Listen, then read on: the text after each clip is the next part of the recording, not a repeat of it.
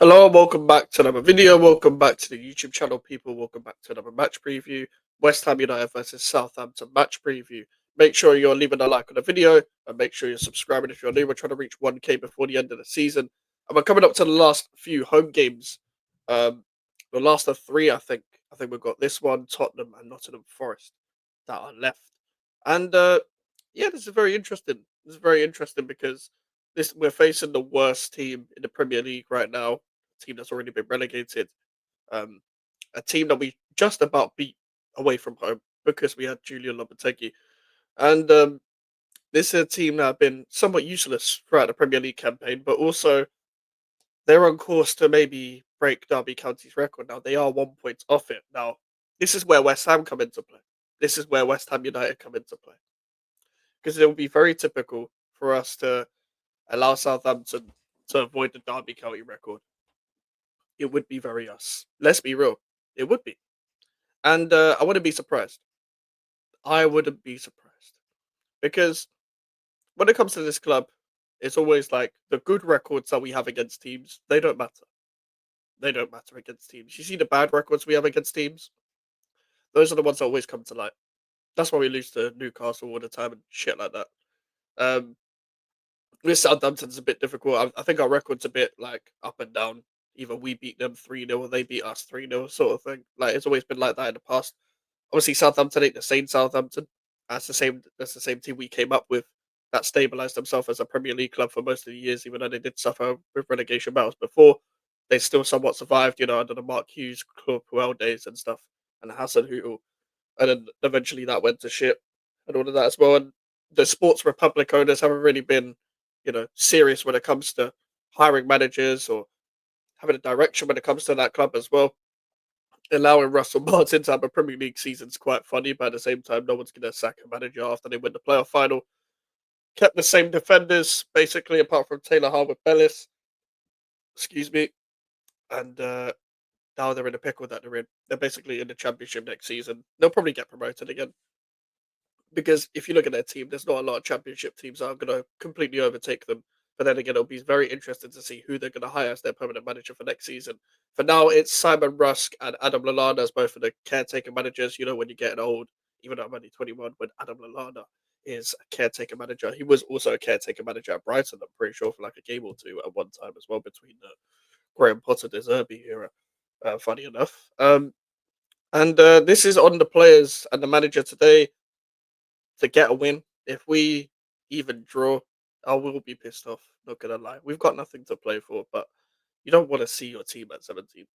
You don't want to see your team at 17th, regardless when you have nothing to play for anyway. Not that it matters necessarily, but at the same time, God forbid I'd say end the season on a high, but I really don't think we're gonna end any form of season on a high. We're probably gonna lose a few more games. Let's be real. Let's be real. But we could relegate, I guess, Ipswich and Leicester quite like this weekend. I think Leicester will be relegated this weekend, and Ipswich maybe in a couple of weeks. Um, Obviously, we've somehow got that gap above Ipswich now, where we won't get relegated. But now that Wolves won against Tottenham as well, we're in 17th. We're in 17th, so it's kind of it's very very annoying. It's very very annoying. Someone like James Ward-Prowse, who was awful against Liverpool, I think this is the first time he will come up against Southampton. I could be wrong. Then again, I think he did against. I think he might have done it already for Nottingham Forest. So there you go. He's going to return. Maybe this is the time he scores his free kick. I don't know. Flynn Downs has not played for Southampton in time. I don't think. I think he fell out with Ivan Juric. I think there was a rumored move to Ipswich that was going to happen in January, and that didn't fall through. So I think he threw his toys out the pram. That was the rumor online. I don't know whether it's completely true or not. Obviously, the main talk about Southampton has been when Tyler Dibling is playing. A very exciting young player, a player I would love us to go for, and a player that only Talksport have linked us to. So we're not in for him, but also a player that's been priced out for 100 million. So he's probably going to have to stay in the championship for a bit. Because listen, if you're a kind of player that's not going to throw their toys out the pram, you're gone on a long term contract. You come through the youth academy, and you're up there with one of the best young talents in England right now. You're probably going to be priced out of your move. You're probably going to be priced out of your move. Let's be real. But also, you're kind of in a lose lose situation because if you want your move, you're not going to get it. You're either going to have to stay in the championship or you're going to have to throw your toys at the pram and maybe to look at like the bad guy. just because she wanted to move club. So we'll see what happens with that. I don't think a 17-year-old should necessarily been handing in a transfer request either, though.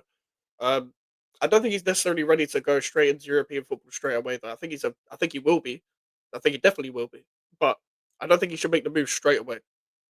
I don't see it as like a positive for his development necessarily either. But uh, that's neither by the by or whatever. I don't know whether he's going to play because he didn't even play that much under Juric either. Obviously, he left as soon as they went down to get relegated. I don't think any manager would have made that Southampton team survive. If I'm being 100% honest, even though sacking Russell Martin was the best idea. It was. Let's be real. Like he was never made for the Premier League. Funny enough, I predicted Southampton to survive just because I wanted to be unpopular. And I predicted Forest and Brentford to get relegated. So well done, Max. Well done. But now on the West Ham side of things, I kind of want to see a similar team, but just one less defender. When it comes to the Liverpool game, I want to see Emerson play though instead of Skulls, just to give him a bit of a breather. But I think Skulls will carry on playing because Potter probably sees him in the future where he didn't even put Emerson on against Liverpool. So unfortunately, Emerson's probably gone in the summer.